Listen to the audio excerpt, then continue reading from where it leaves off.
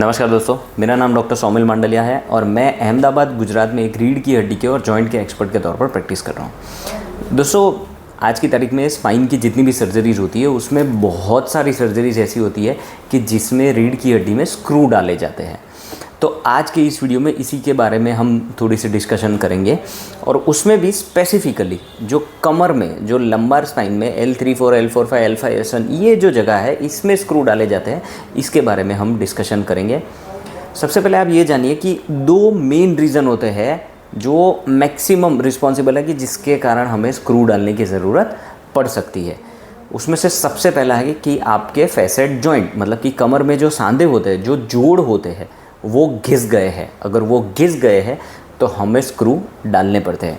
क्यों डालने पड़ते हैं? आप देखिए कि ये जो है, ये जो आपको दिख रहे हैं, ये हमारे फैसेट जॉइंट है। ये जो आपको जगह दिख रही है, ये दो हड्डी है, इन दोनों के बीच में ये जगह दिख रही है। दूसरी एक जगह है, ये तीसरी है, ये है, ये सब हमारे फैसेट जॉइंट है।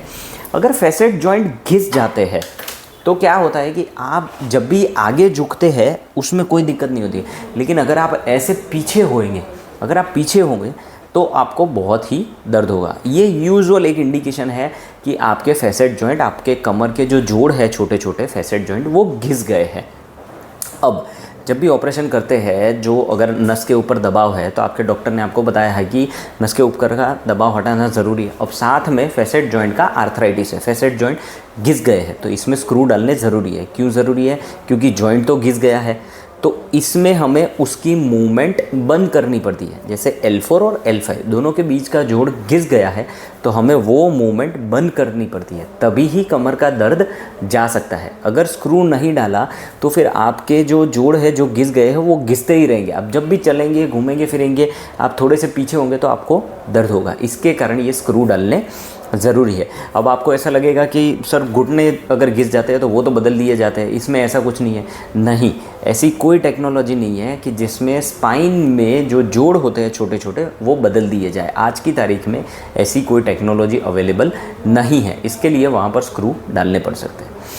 और दूसरी मेन कंडीशन है कि इंस्टेबिलिटी है, मतलब कि दो जो हड्डी है वो एक दूसरे के ऊपर हिल रही है। अगर दोनों हड्डियाँ एक दूसरे के ऊपर हिल रही है तो भी हमें वहाँ की मूवमेंट बंद करनी पड़ती है, क्योंकि इसमें क्या होता है कि आप लेटे रहेंगे, आप सोते रहेंगे, तब तक आपको कोई दिक्कत नहीं होगा। लेकिन आप जैसे ही खड़े रहेंगे, आप वेट बेरिंग में होंगे, आपके नीचे से वज़न ऊपर आएगा तो आपकी हड्डियाँ हिलना शुरू होंगी और आपको दर्द शुरू हो जाएगा। तो इसके कारण हमें वहाँ पर स्क्रू डालने ज़रूरी है। अब स्क्रू डालेंगे तो आपकी वहाँ की मूवमेंट बंद हो जाएगी और नस के ऊपर का दबाव चला जाएगा।